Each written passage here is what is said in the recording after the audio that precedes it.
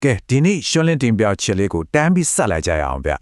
ျအလုပ်တွေအရန်များနေတဲ့ manager တယောက်ရဲ့ရှုပ်ထွေးလာတဲ့တနေ့တာကိုကျွန်တော်တို့အထူးတူလိုက်ကြည့်ကြမယ်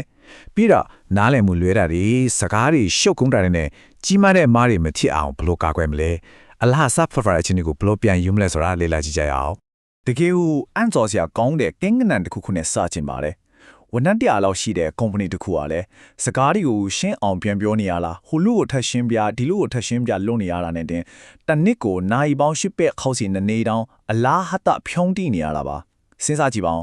အကျိုးရှိမဲ့အလုပ်တွေလုပ်ရမယ့်အစားစကားပြန်ရှင်းနေရတာနဲ့တင်အချိန်ဒီကုန်နေတာပါဆိုတော့ဒီပြဿနာရဲ့အဓိကတော့ချက်ကပထမဆုံး10မိနစ်မှာရှိပါတယ်အလုပ်ခွင်မှာယာဒီဥတို့ကြောင်းဒီဟိုဒီနှုတ်ဆက်စကားတွေပြောလို့အပြီးအလုပ်ကိစ္စကိုတရားဝင်စပြောပြီးဆိုတာနဲ့အဲ့ဒီနိုင်ဆက်ဝိုင်းကစတင်လဲပဲပါပြီအလုပ်ကိစ္စပြောတော့မယ်ဆိုရင်အစောပိုင်းမှာဘယ်လိုကျင်စင်မလဲဆိုတာကတကယ်ကိုအရေးကြီးပါတယ်နားထောင်မဲ့သူကိုကြိုတင်ပြင်ဆင်ပေးဖို့ကိုယ့်ရဲ့ရည်ရွယ်ချက်ကိုရှင်းလင်းဖို့နဲ့အဖြေရှာဖို့အတွက်အာယုံစိုက်ထားတဲ့စနစ်ကြတဲ့ပထမဆုံးစက္ကန့်60ဟာနားလည်မှုလွဲတာတွေနဲ့နောက်ပိုင်းမှာကြုံရမယ့်ကြီးမားတဲ့အမှားတွေကိုအကောင်းဆုံးကာကွယ်ပေးနိုင်ပါတယ်အဖိုင်းတဲ့စင်ချန်လန်ကအပြုတ်အပြက်အဆောင်ဖန်ပြောဆိုခြင်းနဲ့ပေါင်းခတ်ပြောဆိုခြင်းရဲ့စွမ်းအားကဲဒီလိုအခြေအနေမျိုးကိုမြင်ရအောင်ကြည့်လိုက်ပါ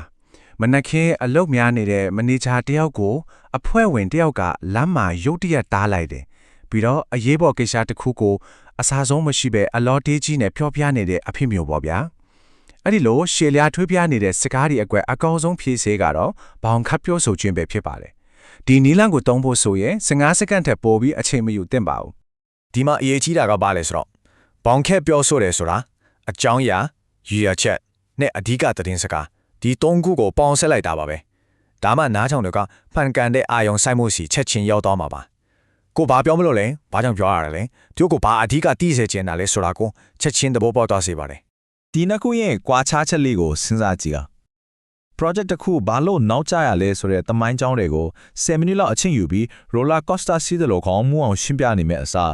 းကျွန်တော်စမ်းသပ်မှုလုပ်နေပါတယ်ပြဿနာတစ်ခုရှိနေတယ်မှန်းထားတာထက်တလားလောက်နောက်ကျပြီးမှပြီးပါလိမ့်မယ်ဆိုတော့ပြတ်သားတဲ့15စက္ကန့်စာစကားလေးကအရေးကြီးတဲ့သတင်းစကားကိုချက်ချင်းထင်ရှားသွားစေပါတယ်ရှည်လျားတဲ့ရှင်းပြချက်တွေကြားထဲမှာအဓိကအချက်ပြောင်းမသွားတော့ဘူးပေါ့အပိုင်းနဲ့ပြဿနာဖြေရှင်းခြင်းစီအာယုံပြောင်းလဲခြင်းစကားဝိုင်းကိုတေချာလေးပေါင်ခတ်ပြီးသွားပြီဆိုရင်မန်နေဂျာတယောက်အနေနဲ့ဖွဲ့ကိုပြဿနာကြောင့်ညီးတွားလိမ့်မဲ့အစားတကယ်တမ်းဖြေရှင်းမဲ့ဘက်ကိုအာယုံပြောင်းပေးဖို့လိုလာပါပြီဒုတိယဆက်အနေနဲ့စနစ်ကြတဲ့အချင်းချုပ်ကိုသုံးရပါမယ်ဒါဟာရှုပ်ထွေးတဲ့အကြောင်းအရာတွေကြားမှာလမ်းညွှန်ပေးတဲ့ GPS တစ်ခုလို့အလုပ်လုပ်ပေးပါတယ်ကိုရောက်ချင်တဲ့ရည်မှန်းချက်တားဆင်းနေတဲ့ပြဿနာအတိအကျနဲ့ဆက်လို့ရမယ့်ဖြေရှင်းချက်ဒါတွေကိုရှင်းရှင်းလင်းလင်းဖော်ပြလိုက်ခြင်းအပြင်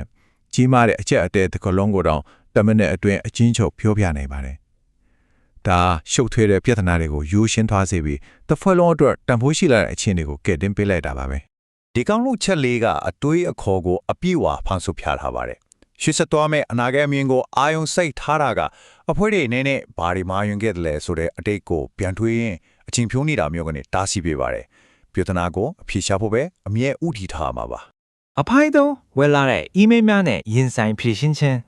အလုပ်ချိန်တွေကကုန်လွန်လာတာနဲ့အမျှကျွန်တော်တို့ရဲ့မန်နေဂျာဟာသူစားဖို့စီပြန်ရောက်လာပြီးမလွဲမသွေကြုံရမယ့် email အမြောက်အများနဲ့ရင်ဆိုင်ရပါတော့တယ်အလုပ်လုပ်သူ58ရာခိုင်နှုန်းလောက်ကလုပ်ငန်းတိုးတက်မှုအခြေအနေတွေကိုပြောဖို့ email ကိုအဓိကသုံးနေစေဆိုတော့စကားပြောတဲ့နေရာမှာသုံးတဲ့စီးမြင်တွေကိုပဲစာရေးဆက်သွယ်တဲ့နေရာမှာအတိအကျပြန်သုံးဖို့ဆိုတာအမှန်တအရေးကြီးပါတယ်ဆိုတော့ဒါတွေကိုသုံးပြီးပြည့်စုံတဲ့ email တစ်ခုကိုဘယ်လိုတိစောက်မလဲကြည့်ကြအောင် email ခေါင်းစဉ်မှာအကြောင်းအရာနဲ့ရည်ရွယ်ချက်ကိုရေးမယ်ပထမဆုံးစာကြောင်းမှာအဓိကသတင်းစကားကိုရေးမယ်ပြီးရင်စာပိုက်ရှစ်ကြီးတဲ့ကိုရီမန်ချက်ပြဿနာဖြေရှင်းချက်ဆိုတဲ့ခေါင်းစဉ်တွေနဲ့ခွဲခြောက်လိုက်ခြင်းအဖြစ်ဖတ်တဲ့သူအနေနဲ့ဘာကိုဆက်လို့ရမလဲဆိုတာတိတိကျကျသိရှိသွားစေပါတယ် email အဟောင်းအဆောင်20လောက်ပါတဲ့ email ကွင်းဆက်ရှည်ကြီးတစ်ခုကို FYI သိစေရန်ဆိုတဲ့စာသားလေးတစ်ခုတည်းနဲ့ပြန်ပို့လိုက်တာဟာလုတ်ဖော်ကိုင်ဖက်တွေကိုတဲလွန်းစာတွေလိုက်ရှာခိုင်းနေတယ်လို့ပါပဲတော်တော်လေးဆစ်ရှုပ်စရာကောင်းပါတယ်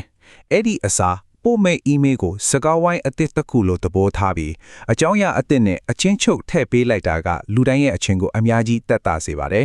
အဖိုင်းလေးအကျိုးမရှိတဲ့အဖွဲစီးအဝေးများကိုပြင်ဆင်ခြင်းအလုပ်စင်းချိန်မရောက်ခင်လေးမှာဘာမှမရေးထားတဲ့စိတ်ပျက်စရာအစည်းအဝေးဖိတ်ကြားစာတွေအကြောင်းဆက်ကြည့်အောင် ဒီနေရာမှာအဓိကအချက်ကတော့သတင်းစကားဆိုတဲ့နေရာမှာတိကျတဲ့အစည်းအဝေးရွေချက်နဲ့အစည်းအဝေးရလဲဆိုတာကိုပြက်ခရင်ဖိတ်ကြားစာမှာတက်ရဲ့အစားထိုးထည့်လိုက်တာပါပဲဒါဆိုလူတိုင်းကအစည်းအဝေးမစခင်ကတည်းကဘာတော့လဲဆိုတာရှင်းလင်းသွားပြီလေ ဘာမှမပါတဲ့ဖိတ်ကြားစာကဘာတုံးပြန်မှုမှမရရှိစေပါဘူးဒါပေမဲ့စနစ်တကျပြင်ဆင်ထားတဲ့ဖိတ်ကြားစာကတော့အခြားစာရွက်စာတမ်းတွေအဖို့ထက်မလို့တော့ပဲတိကျတဲ့အစည်းအဝေးအစီအစဉ်တစ်ခုလိုအလုပ်လုပ်ပေးပါလေ ရည်ရွယ်ချက်နဲ့ရလက်ကိုကြိုတင်ဖော်ပြထားခြင်းအပြင်ခေါင်းဆောင်တွေအနေနဲ့အခုလိုမျိုးအတီးဖြူချက်ကိုယုံကြည်မှုရှိရှိပေးနိုင်ပါတယ်မလို့အပ်တဲ့တယောက်ထုတွေကိုအစည်းအဝေးကနေထွက်ခွင့်ပေးလိုက်ပြီးသူတို့ရဲ့အဖို့တန်တဲ့အချင်းတွေကိုပြန်လည်ရယူခွင့်ပေးလိုက်တာပါပဲတကယ်တော့ဒါဟာခေါင်းဆောင်ကောင်းတယောက်ရဲ့စွမ်းရည်ပါပဲ အားလုံးကိုပြန်လဲပေါင်းဆက်ကြည့်ရအောင်ဗျာအချင်းစစ်ဆေးခြင်းနဲ့စတင်ပြီး15စက္ကန့်စာပေါင်းခတ်ပြောဆိုခြင်းကိုသုံးတယ်စနစ်ကျတဲ့အချင်းချုပ်ကိုပေးတယ်ပြီးတော့အတီးပြူချက်နဲ့အဆုံးသတ်လိုက်ပါတယ်ဒါပြီးပြည့်စုံတဲ့ပထမဆုံး10မိနစ်ပါပဲ ဒီဂျိုးရှင်းတဲ့နီးစနစ်လေးကိုကျွမ်းကျင်သွားတာဟာအလားအမတ်တက်ဖြစ်သွားတဲ့အချိန်များစွာကိုပြန်ရလာစေပါတယ်ပြီးတော့စိတ်ဝင်စားစရာမေးခွန်းတစ်ခုကိုလည်းချန်ထားရခဲ့ပါတယ်အဲ့ဒါကတော့အရေးအတွေ့အမြင်မားတဲ့အဖွဲ့တစ်ဖွဲ့အနေနဲ့အဲ့ဒီပြန်ရလာတဲ့အချိန်8084နိုင်နဲ့နောက်ထပ်ဘာတွေများအောင်လွတ်ဆောင်နိုင်မလဲဆိုတာပါပဲစဉ်းစားကြည့်ကြပါဦးဗျာ